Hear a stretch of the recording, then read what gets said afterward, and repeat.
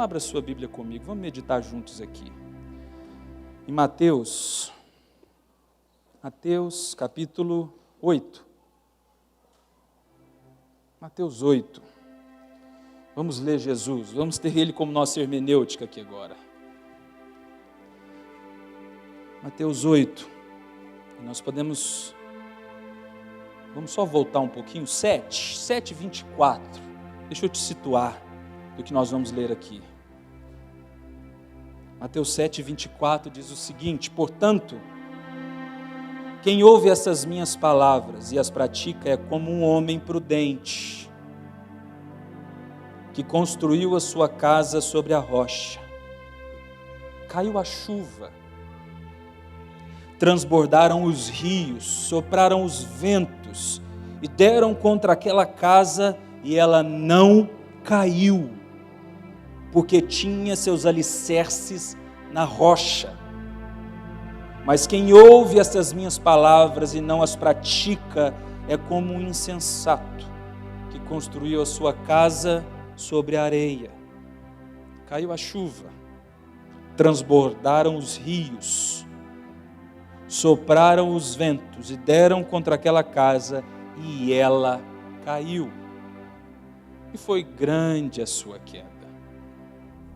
Quando Jesus acabou de dizer essas coisas, as multidões estavam maravilhadas com o seu ensino, porque ele as ensinava como quem tem autoridade e não como os mestres da lei. Quando ele desceu do monte, grandes multidões o seguiram. Um leproso, aproximando-se, adorou de joelhos e disse: Senhor, se quiseres, podes purificar-me.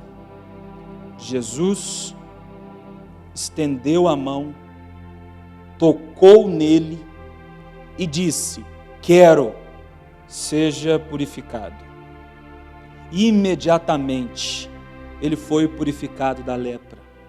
Em seguida Jesus lhe disse: olhe, não conte isso a ninguém, mas vá mostrar-se ao sacerdote e apresente a oferta que Moisés ordenou, para que sirva de testemunho.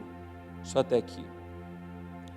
Existem alguns detalhes que estão para além da letra, para além do que nós lemos no aqui e agora, que são extremamente enriquecedores, né? Isso é uma das belezas da teologia para mim, né? A proposta de ver a Bíblia de uma maneira bem ampla, bem profunda, né? De uma teologia genuína, claro, porque tem teologia que não ajuda em nada, só atrapalha muito mais. Mas eu me lembro, nesse processo de ver além do conjunto de versículos, num movimento de trazer a memória, ou para além da memória, mas trazer para a cena o que estava por trás disso, o que é aquele momento. Na verdade, o que é um leproso naquela época? Não sei se você já ouviu sobre isso, mas a gente está falando de um momento onde a lepra, talvez um máximo, e mesmo assim esse máximo na nossa imaginação não iria comparar o equivalente para o que era ter lepra naquela época, seria ser portador do vírus HIV. Eu não vou dizer que não dá para comparar, porque ainda hoje, no século XXI, você tem uma série de iniciativas de sensibilização, de campanha, não tem cura, mas tem tratamento, né? Você pode tratar e tudo mais. Eu estou falando de um momento em que lepra, esse processo que hoje para nós ou para a medicina é extremamente simples de um diagnóstico, de um tratamento e de uma cura, naquela época não. Naquela época era legitimado como uma maldição. O não entendimento daquela sociedade do que estava acontecendo naquela carne, naquele corpo, fazia com que, se alguém se descobrisse leproso, a primeira coisa que ia acontecer era a exclusão plena daquele ser da sociedade, da cidade, do ajuntamento, onde tinha povo, onde tinha uma organização mínima. Sai daqui, porque naquele momento vendo que alguma coisa acontecia diferente na sua pele, a começar por manchas brancas, já legitimava aquele indivíduo como a personificação de uma maldição, porque não tinha cura, não tinha tratamento, a doença tinha uma evolução que com o tempo ficava muito feio esteticamente.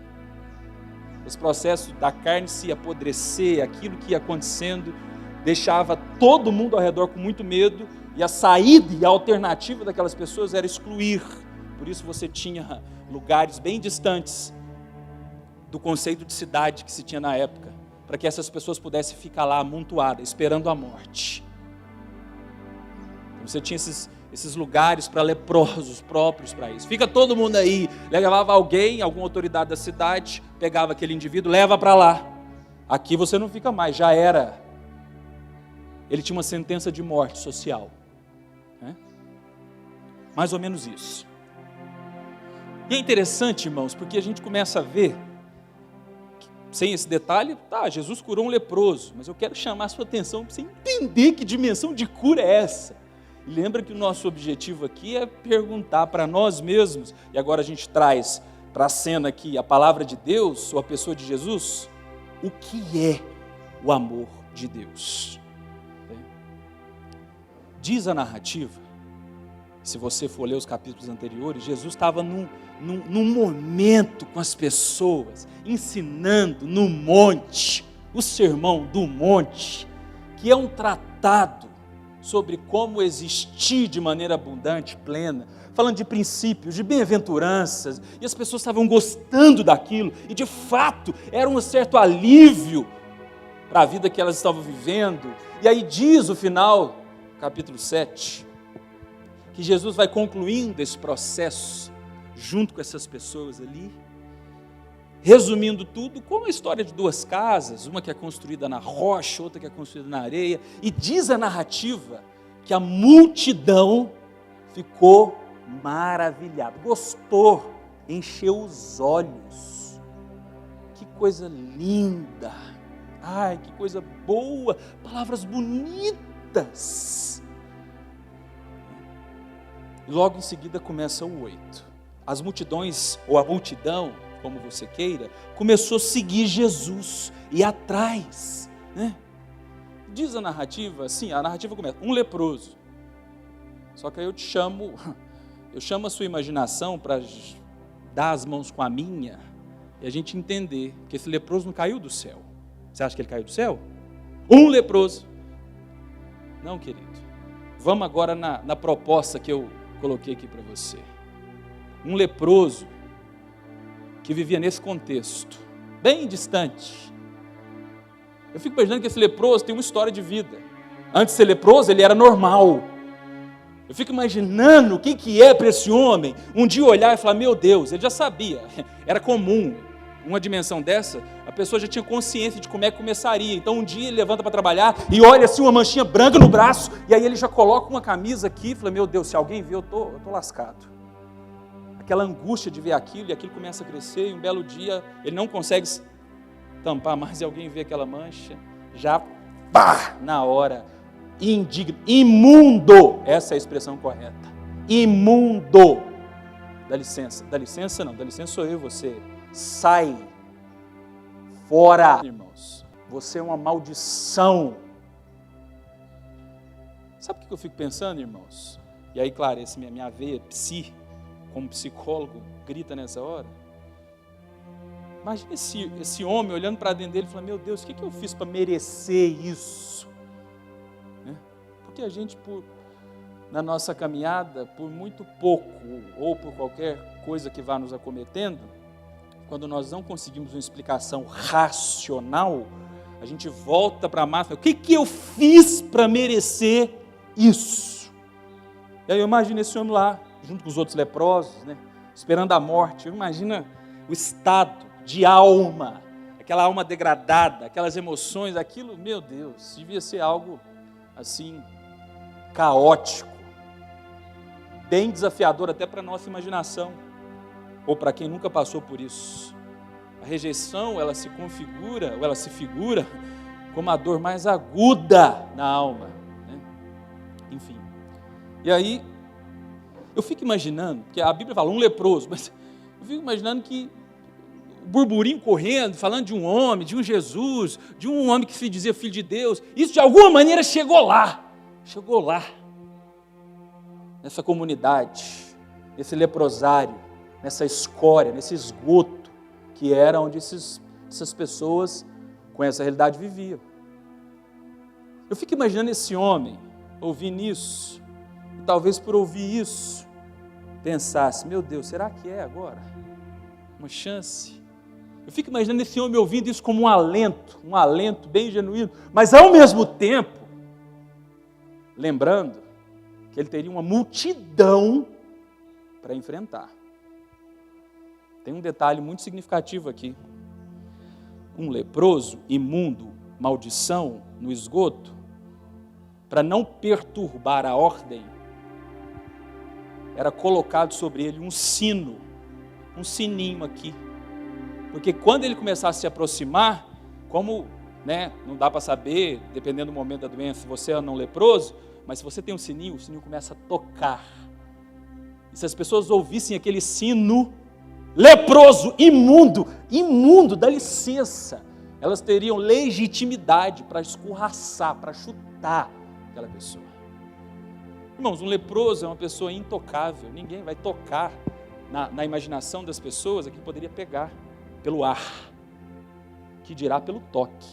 Tocar um leproso era um atestado de morte iminente naquele imaginário social das pessoas.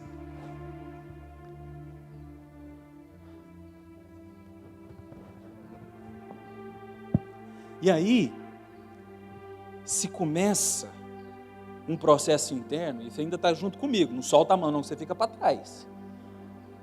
Ele ouvindo de Jesus, vou chegar lá perto dele, ouvindo que Jesus estava curando já tinha multiplicado um vinho, não sei na onde, numa festa, não sei do que, aquele negócio todo, e não vou, meu sino, multidão, não vou chegar lá, não vai ter como.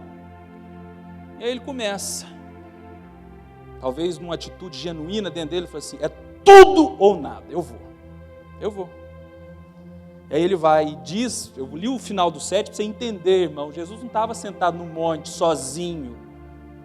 Talvez para encontrar Jesus ele teve que enfrentar os maiores demônios da vida dele, que era ele mesmo, que era a rejeição, que eram as pessoas, que era o sino, arrastando, indo até Jesus. Aí eu fico imaginando, você já sabe a cura, você sabe o final da história, então imagina que você não sabe o final da história, vem comigo, irmão, imagina que você não sabe o que vai acontecer. Esse homem poderia ser linchado ali, ou seja, a vida podia terminar exatamente ali, ou começar ali. Imagina esse homem chegando.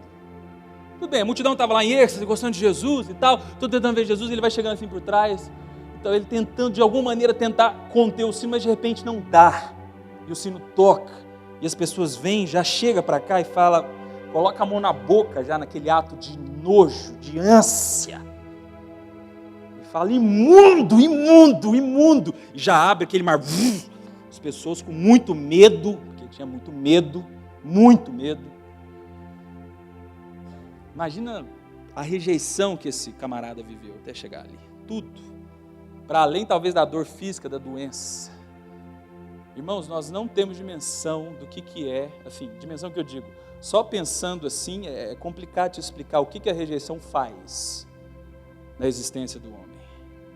Nós não temos na nossa estrutura, no ser, ele não está disponível para a rejeição. Isso é bíblico, inclusive, se você foi feito à imagem e semelhança, façamos, Pai, Filho e Espírito Santo, ele imputa em você uma dimensão de que você se define a partir do outro, porque assim é a Trindade. A rejeição é exatamente a violação desse princípio. E por isso ela se figura a dor mais aguda, que as minhas emoções e as suas podem viver nesse caminho aí. E não era diferente que esse homem. Eu imagino ele indo, gente cuspindo nele, pá! Imundo, sai daqui, talvez tentando chutar ele, mas com medo de chutar, porque vai que a lepra pega no meu pé, e ele arrastando. Se tinha multidão, irmão, Jesus não estava a 10 centímetros dele, talvez Jesus estava distante, e ele enfrentando aquilo, indo, e tal, e choro, e diz a palavra. Agora vamos literalmente para o que está aqui. Você fica com a imaginação aí, pega a parte que você quiser, se você não gostou, acha que eu estou sendo herege, relaxa, a gente fica amigo assim mesmo. Mas diz a palavra, olha que curioso, irmãos, que esse homem olhou para Jesus. E quando ele olha para Jesus, é muito curioso a expressão que ele utiliza, Daniel. Ele fala o seguinte: se quiseres. Presta atenção nisso aqui. Muito curioso, porque se você comprou a ideia aqui comigo, se eu fosse esse homem, eu não ia falar se quiser não. Ô filho de Deus, eu não pedi para ter lepra não, tá? Estou aqui, ó. Faz favor de me curar. Você não é filho de Deus? Não cura? Hã? Ô Jesus, tá bom, beleza. Todo mundo aqui sadiozinho, benzinho, sorrindo amarelo, rosinha. Eu tô com lepra, cura? Ô, por favor, cura. Mas num tom assim, claro. Exatamente como eu e você estabelecemos as relações por aí de causa e efeito. Causa e efeito. E eu estou te respondendo uma pergunta, né? O que é o amor de Deus? Às vezes, para a gente falar o que é, a gente pode começar dizendo o que não é. O amor de Deus não é causa e efeito. Causa e efeito é religião. Causa e efeito eu faço por onde. Causa e efeito é quando eu vou definir o amor de Deus a partir daquilo que eu faço e como eu faço. Isso é equivocadíssimo. Não tem vida nisso. Tem religião. E religião como um fim é morte. Causa e efeito te dá a ilusão que você controla alguma coisa. Inclusive a pessoa de Deus. Porque se é causa e efeito, se você faz por onde, e Deus vai ter que fazer também. Afinal, Ele vai ficar com dívida contigo, né? Você sabe, irmãos, muitos de nós,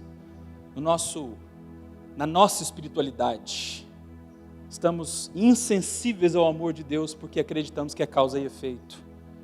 Nós queremos atribuir a Deus uma lógica de pensamento humana, de uma condição, de uma insuficiência humana que não pertence a Ele, que, para além disso, não define Ele. É por isso que muitos de nós, no caminho, vamos ter a nossa fé esfriada, nossa fé morna, vamos cansando, porque causa e efeito tem a ver com o que eu sinto. Amor de Deus, a priori, preste bem atenção no que eu vou te dizer, não é o que você sente tomando as rédeas e dando o tom. Guarda isso no seu coração. Muitos de nós vamos ver crise na nossa fé, vamos chegar aqui, não está legal, não estou sentindo, causa e efeito. Por quê? Porque tem que ter alguém melhor para tocar, para cantar. Na Paula nem é tão afinada, né? Não tem ninguém ali para pegar aquele microfone? Causa e efeito, que eu sinto. Entro aqui e saio pior do que eu cheguei, porque eu quero fazer o amor de Deus à minha maneira. Isso para ministério, para qualquer coisa, irmãos. A gente atribui isso com facilidade. Na nossa dinâmica cristã, missionária, pastoral. Causa e efeito. Exatamente o que esse homem não fez. O que não é o amor de Deus. Eu te respondo. Primeiro, não é causa e efeito. Diz a palavra que esse homem olha e fala, se quiser. Sabe o que ele está dando? Ele está suspendendo essa lógica de causa e efeito. Fala assim, Jesus, só estar diante de já me é suficiente. Eu posso continuar com lepra o resto da minha vida. Porque se eu falo, se quiser, eu estou dando condições para o outro não me curar. Você entendeu isso ou não? Porque é isso que está aí. Se quiser. Não foi assim, me cura. Não, ele falou assim, se você quiser. Aqui, irmão, se a gente jogar assim na multidão, onde nós estamos inseridos, aqui, mais da metade já fica para fora, com uma ilusão de amor de Deus como causa e efeito. Só que a conta chega para quem vive só nessa lógica de amor de Deus. Você cansa de igreja, cansa de pastor, vai cansando de tudo, porque você vai sendo orientado pelo que você sente, e a causa e efeito, em algum momento ela funciona com muita força sua, mas na maioria das vezes ela não vai funcionar, e vai ser angustiante. Aí vai ser angustiante orar 5 horas da manhã mesmo, irmãos. Se é causa e efeito, dependendo do jeito que você vai. Agora, quem vai orar também, não fica pensando que você está. Você pode estar lá orando e acreditar que é causa e efeito. Não pense que ir, porque você pode ir como causa e efeito. Tá vendo, Deus? Eu fiz. Eu dei dízimo. O quê? Guarda isso no coração, irmãos. Então o que eu vou fazer? Não oro, não dou dízimo? Calma, eu vou chegar lá. Mas primeiro guarda o que não é. Que eu acho que vai ajudar mais ainda. Principalmente o que não é causa e efeito. É de graça. É pela graça, você não produz. É o si. O amor de Deus não é causa e efeito. Mas diz a narrativa. Isso aqui é fantástico, irmãos. Que Jesus olha para aquele homem. E Jesus tem um ato de cura que é muito curioso aqui. Ele toca e fala, quero, fica limpo. Essa é a ordem. Ele não falou assim, eu quero. Ele não piscou. Nesse caso, ele não cuspiu em barro. Ele não falou assim, pode ir que você já está. Não. Porque curas de Jesus não são em atacado para realizar nossa causa e efeito. Jesus é intencional. O amor dele é intencional comigo, com você, irmãos. Você acha que Jesus não sabia, com muito mais propriedade, tudo isso que eu narrei para você antes? Que aquele homem era intocável? Você acha que Jesus não sabia? Tinha muita gente ali. Você acha que Jesus queria fazer média? Irmãos, Jesus tocou numa carne podre. Jesus sabia o que ia causar naquelas pessoas, irmãos. Agora sim, se a gente falou o que não é o amor de Deus, eu vou te falar o que é.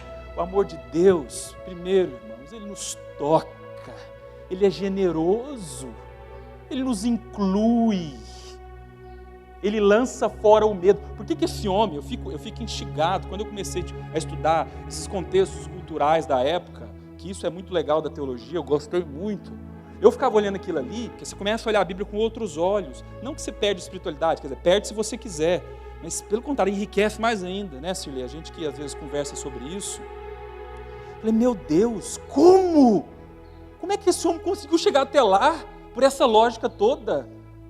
Meu Deus, o medo que esse homem devia ter superado. Aí eu te respondo, biblicamente, eu me respondi, Deus me lembrou o que é o amor de Deus. O amor de Deus lança fora o medo. O amor de Deus faz novas todas as coisas. O amor de Deus nos torna dignos, porque somos indignos. O amor de Deus é de graça, é pela graça. O amor de Deus é para todos. O amor de Deus é essa dimensão. O amor de Deus está lá em Lucas 15. Meu Deus, aquilo ali é fantástico demais. Então tem um pai que tinha 2 filhos, você sabe bem dessa história. Um chega e fala assim, eu quero a herança. Eu fico imaginando, meu filho ainda não é velho, né? Mas eu fico imaginando, sei lá, né? Deve ser um pouco ofensivo para um pai ter que dar a herança porque o filho pede em vida. O que é isso? Me dá uma herança que eu quero, não quero nada com você mais. Imagina que loucura, que insanidade. Eu não quero mais nada, eu quero a minha herança e acabou, tchau. Me dá aí. Para além de dinheiro, o que está dizendo? Isso é muito agressivo. E foi assim que aconteceu, o filho pródigo, você sabe da história. Pegou, gastou, viveu tudo, pá, e aí de repente a conta chegou. A conta chegou, e aí ele se vê naquela condição desprovida de vida, desprovida de beleza, desprovida de qualquer esperança dentro dele. Diz a palavra que ele só pensou, meu pai é bom, quem sabe eu não faço uma causa e efeito com ele. É até legítimo às vezes, irmãos, o nosso pensamento causa e efeito, para nos voltar, nos aproximar. E diz a narrativa que ele foi chegando, você sabe muito bem como é que é, o pai vê de longe, levanta, aquilo ali, enfim, aquilo ali seria uma outra pregação muito forte, já para nós, forte que eu digo, demandaria tempo para isso. Mas diz a palavra que ele chegou, pai, me faz um dos seus funcionários. Ele falou, não, que isso? Não é causa e efeito, filho, gente, traz roupa, coloca anel no dedo, dá banho, banquete, festa, alegria. Ok, mas tem um personagem dessa história que é muito curioso, que por muito tempo do meu cristianismo, eu ficava assim, o irmão mais velho. Vamos falar dele um pouquinho? O irmão mais velho, com causa e efeito, embebendo o seu corpo inteiro, embebido na sua alma, causa e efeito. Fala assim: ô, pai, só um minutinho, vem aqui. Pois então esse miserável sai, vai, gasta, faz, não sei o que, volta, você faz festa. Olha aqui para mim. Olha a minha vida, a minha realidade, que eu oro 5 horas da manhã, que eu dou dízimo. Você acha mesmo, irmão? Sabe o que é mais comum para a igreja? Ser o irmão mais velho. O que é mais comum para que eu e você possamos nos encontrar com a nossa religião, causa e efeito, que vai exigir de Deus, questionar Deus, trazer Deus para a cena, acreditar que o amor dele é dado como tom, o seu pensamento, a sua lógica. Irmãos, amor de Deus não tem a nossa lógica, não te convida a ter lógica. E aí o pai tenta quebrar aquilo, né? Rapaz, tudo que eu tenho é seu. Ou seja, querido filho, eu nunca te ensinei causa e efeito. Quem te vendeu esse engano no caminho?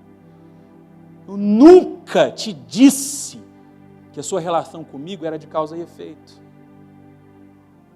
Muitos se desviam da fé, irmãos. Muitos vivem invernos rigorosos no seu cristianismo, porque chegou no momento em que causa e efeito já não vale mais, não faz mais sentido, e não conhecem outra coisa a não ser trocar com Deus. Então, se o amor de Deus voltando agora, caminhando para o final, para Mateus, se o amor de Deus é essa dimensão que me toca, indigno, me torna digno, que é generoso, que me inclui, que me envolve, aí eu te pergunto, como guisa de conclusão para nós. Não dá para concluir esse assunto, mas por um momento, o que o amor de Deus faz comigo e com você? Falamos então na pergunta maior, o que não é o amor de Deus, o que é o amor de Deus, e agora a minha pergunta final, para a gente almoçar, com esse barulho na cabeça, o que ele faz comigo, quando eu vivo ele? A resposta aqui no texto, a resposta na Bíblia inteira. O que o amor de Deus faz? Diz a narrativa que Jesus falou assim para esse homem, depois que tocou, fique limpo, o amor invadiu, aquela beleza, aquele homem liberto dele mesmo, para além de ser curado, eu vejo um processo terapêutico federal aqui maravilhoso, olhando para minha colega ali de profissão, que me inspirou muito, né? Só um detalhe, viu, Marlene? Quando eu comecei a fazer psicologia, lembra, né, lá na VID, Fernando Vilela, eu lembro muito de conversar com a Marlene, que está ali, estou vendo ela agora, né? Você teve um papel muito importante na minha vida. Isso, exatamente, isso, lá no fundo. Tá, Marlene? É isso, queria te falar isso daqui da frente, viu? Então foi terapêutico demais o que Jesus fez, muito, foi salvação, foi alma, foi tudo, foi eterno, foi lindo, foi maravilhoso, de graça, pela graça. E aí Jesus fala assim, ei, agora é o seguinte, vai, não conte para ninguém, a não ser para os sacerdotes, ofereça um sacrifício, como é orientado pela lei de Moisés, para que sirva de testemunho. Preste atenção nisso aqui. Saulinho, mas Deus falou para ele não contar para ninguém. Isso é claramente interpretado, pelo menos da onde eu estou, no meu entendimento, como, olha, não se orgulha disso não, companheiro. O amor de Deus não é para que você se gabe por aí, não. Olha como eu estou curado, agora eu tenho tríceps, estou sarado, minha pele não está mais podre. É isso, irmãos. O amor de Deus, quando ele me encontra, quando ele não conta para ninguém, não é que Jesus tinha problema com a imagem dele, ou queria fazer joguinho de esconde-esconde, ou queria ser falso humilde. Que isso sou eu e você. O vai e não conta para ninguém, Jesus estava cuidando já do coração dele. Guarda seu coração de causa e efeito, e desse orgulho mortal que consome a sua condição humana, homem. Mas faz o seguinte, o meu amor faz um negócio. Meu querido leproso, que não é mais leproso, conta para o sacerdote, ou seja, existe um símbolo genuíno aqui, dá a sua oferta de sacrifício, testemunho. Sabe o que é isso? A gente pegar os 3 símbolos aqui, o amor de Deus, irmão, irmãos, faz com que minha vida exista para encontrar o outro. Porque o testemunho não é para ele. O que é um testemunho? É para o outro. Para que sirva de testemunho para quem? Você acha que é para Jesus? Jesus precisa de testemunho para ele? Para legitimar a divindade dele? Nunca, irmãos. Nunca. Nunca nessa vida. O amor de Deus, irmãos, quando eu entendo o que é o amor de Deus, irmão, não tem como. Não tem como. Eu amo ouvir a Miriam. Amo, Miriam. Você sabe que muitas vezes nas minhas aulas eu conto histórias suas que eu ouvi na minha adolescência. Que quando eu vejo a Miriam e o Leandro, por exemplo, um exemplo que me vem à mente, que eu estou olhando para ela ali. Essa realidade, essa condição, está nesse país, tudo que eles estão vivendo. Me é claro o que eu estou te falando aqui agora, como que o amor de Deus, quando Ele me encontra, irmãos, eu só posso existir para acessar o outro. O amor de Deus, necessariamente, quando Ele está em mim, Ele me move para o outro, para que a minha vida seja um testemunho, para que eu salgue, para que eu ilumine aonde eu estiver, seja um fotógrafo que pega a sua família e manda 500 quilômetros lá para Deus me livre, sei lá onde que é o lugar, só para tirar foto e filmar para que você possa ver uma coisa bonita e paga para isso. Isso é amor de Deus. Faz com que um homem, isso eu vou falar com muita tranquilidade no meu coração, basicamente um homem, uma pessoa física, que não é milionário, construiu metade daquela vila do Campinho com a sua aposentadoria. Irmão, só pode ser amor de Deus. Só pode ser amor de Deus, irmãos. Só pode ser amor de Deus. Não tem como. Porque o amor de Deus me faz encontrar o outro. Me faz ser um testemunho. Não é causa e efeito. É de graça. Me leva para o outro. Custe o que custar. Custe o que custar. Me leva para a Espanha. Tinha um dia que eu falava assim, meu Deus, o que eu fiz da minha vida? Que barco furado é esse? Vou pegar a minha família, gastar um dinheiro que não tem, para poder abençoar missionário. Assim, a razão humana causa e efeito. Aí Deus vinha, Miriam, Deus vinha, como veio. Hoje a gente estava orando, 6 horas da manhã, eu e minha equipe, sobre isso, Tiagão. Desafio, pagar não sei o que, a gente... um lembrando o outro sobre esse amor de Deus, e a gente ficando calmo, quietinho. É isso mesmo, é isso, Senhor. Agora, para a gente fechar, e nós vamos orar. Se eu estou parado lá no primeiro ponto, é de fato. Os 2 subsequentes, eles não vão fazer sentido na minha vida. Se eu ainda acredito que amor de Deus é causa e efeito, os 2 pontos seguintes, eles são distantes, eles são inacessíveis, por escolha própria minha. Sabe o que é mais lindo de tudo? Eu quero concluir com isso. É que a gente pode orar. Falar, Senhor, me dá seu amor, me toca, Senhor, me toca. Me toca porque eu não sei, estou cansado. Quantos de nós estão cansados? Irmãos, estão cansados. Talvez não verbalizam que estão cansados, porque seria um atentado contra a sua própria fé. Você ia falir você mesmo, se você falar isso para o seu irmão, pelo tempo que você tem de igreja, mas talvez você está cansado, meu Deus do céu, que canseira. E não é só um cansaço físico, mas um cansaço de alma. Quantos de nós estão vivendo um distanciamento? E muitas vezes não entendemos porquê. E eu não quero trazer peso, irmão, em nome de Jesus, não é julgo no seu coração. Por isso que eu pedi a Nilson, falei, Nilson, me salva, no bom sentido da palavra. Vamos lá nós 2 hoje, Nilson, com doçura, porque o amor de Deus a gente cantou, é a doçura do teu falar. Ele é doce, irmãos, Ele é doce. Ele me constrange, porque Ele me toca. Porque eu sou um intocável, eu sou egoísta, eu sou ensimesmado.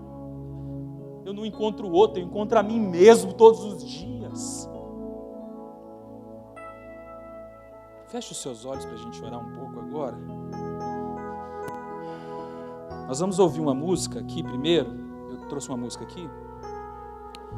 E logo em seguida, Nilson vai continuar e nós vamos terminar. Mas eu queria que você ouvisse a letra dessa música. Uma música antiga. Eu aprendi ela com o Alain, nas reuniões de oração, quando era na Fernando Vilela. E um dia eu estava no YouTube e achei uma versão bem contemporânea, muito bonita, por sinal. Mas eu queria que você fechasse os seus olhos. E se imagine só você e a pessoa de Deus, como aquele leproso, sabe? Imagina você hoje na sua condição humana, eu na minha condição humana, você com a sua lepra, eu com a minha lepra, e a gente diante de Jesus. E que essa música, que a letra dessa música possa te inspirar numa oração genuína e plena diante de quem Ele é. Vamos lá. Basta que me toque, Senhor, pra minha alma cansada vencer. Se a noite escura está, tua mão me guiará. Basta que me toques, Senhor. Basta que me toques, Senhor, pra minha alma cansada vencer. Se a noite escura está, tua mão me guiará. Basta que me toques, Senhor. Mãos ensanguentadas de Jesus,